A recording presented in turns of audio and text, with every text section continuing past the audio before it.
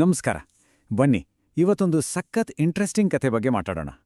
ಕೇವಲ 4 ವರ್ಷ, 3.5 ಲಕ್ಷ ಸಂಬಳದಿಂದ ಬರೋಬ್ಬರಿ 65 ಲಕ್ಷ. ಒಬ್ಬ ಸಾಫ್ಟ್ವೇರ್ ಇಂಜಿನಿಯರ್ ಈ ಮಟ್ಟಕ್ಕೆ ತಲುಪಿದ್ದು ಹೇಗೆ? ರೆಡ್ಡಿಟ್ನಲ್ಲಿ ವೈರಲ್ ಆದ ಈ ಕಥೆಯನ್ನ ಬನ್ನಿ ಡೀಟೇಲ್ ಆಗಿ ನೋಡೋಣ. ಇದನ್ನ ಕೇಳಿದ ತಕ್ಷಣ ತಲೆಗೆ ಬರೋದೇನೋ, 4 ವರ್ಷದಲ್ಲಿ ಸಂಬಳ 18 ಪಟ್ಟು ಜಾಸ್ತಿ. ಅಬ್ಬಬ್ಬಾ, ಇದು ನಿಜವಾಗ್ಲೂ ಸಾಧ್ಯನಾ? ಈ ಪ್ರಶ್ನೆಗೆ ಉತ್ತರ ಈ ಕಥೆಯಲ್ಲೇ ಇದೆ, ಬನ್ನಿ ಹುಡುಕೋಣ. ಹೌದು, ಇದು 100% ಸಾಧ್ಯವಾಗಿದೆ. ಅವರ ಫೈನಲ್ ವಾರ್ಷಿಕ ಪ್ಯಾಕೇಜ್ ಬರೋಬ್ಬರಿ 65 ಲಕ್ಷ ರೂಪಾಯಿ. ಸೊ ಈ ಅಸಾಧಾರಣ ಸಾಧನೆಯನ್ನ ಅವರು ಮಾಡಿದ್ದು ಹೇಗೆ? ಅವರ ಜರ್ನಿ ಹೇಗಿತ್ತು? ಬನ್ನಿ ಒಂದೊಂದಾಗಿ ನೋಡೋಣ. ಭಾಗ 1, ಒಂದು ಸಾಧಾರಣ ಆರಂಭ. ಯಾವುದೇ ದೊಡ್ಡ ಕಥೆ ಶುರುವಾಗೋದು ಒಂದು ಸಿಂಪಲ್ ಆರಂಭದಿಂದ ಅಲ್ವಾ? ಹಾಗೇನೆ ಇಲ್ಲೂ ಕೂಡ.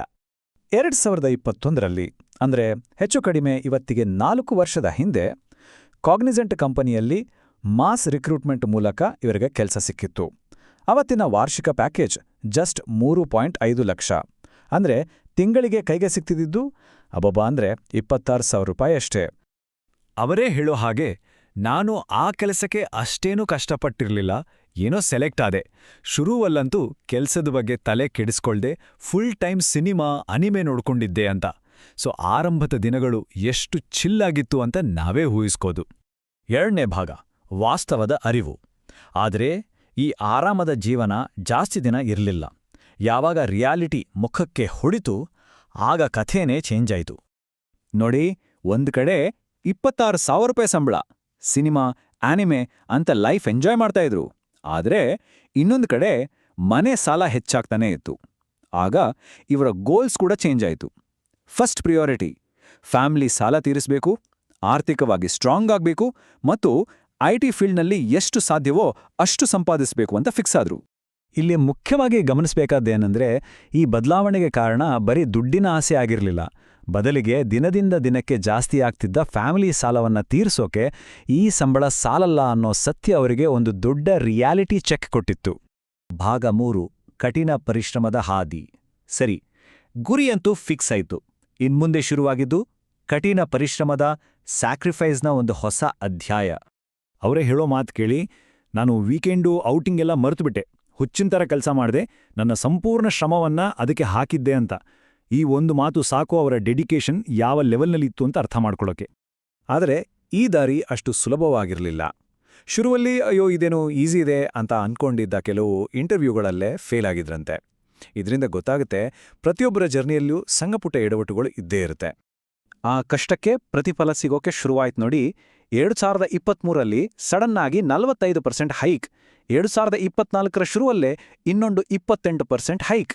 ಅಷ್ಟೇ ಅಲ್ಲ, ಅದೇ ವರ್ಷದ ಮಧ್ಯದಲ್ಲಿ ಸೀದಾ 19 ಲಕ್ಷದ ಪ್ಯಾಕೇಜ್ ಜೊತೆ ಹೊಸ ಕಂಪನಿಗೆ ಜಂಪ್. ಇದು ಅವರ ನಿರಂತರ ಪ್ರಯತ್ನಕ್ಕೆ ಸಿಕ್ಕಿದ ಸಕ್ಸೆಸ್.